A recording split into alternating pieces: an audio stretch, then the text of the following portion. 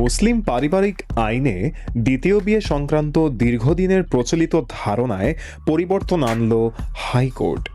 সম্প্রতি দেওয়া এক রায়ে আদালত বলেছেন, দ্বিতীয় বিয়ের ক্ষেত্রে প্রথম স্ত্রীর অনুমতি বাধ্যতামূলক নয়, বরং আরবিট্রেশন কাউন্সিলের অনুমতির ভিত্তিতেই বিষয়টি নিষ্পন্ন হবে। মুসলিম পারিবারিক আইন সংশ্লিষ্ট একটি রিট আবেদনের শুনানি শেষে দেওয়া ২৪ পাতার পূর্ণাঙ্গ রায়ে আদালত উল্লেখ করেন, আইনে কোথাও সরাসরি স্ত্রীর অনুমতির বাধ্যবাধকতার কথা বলা নেই।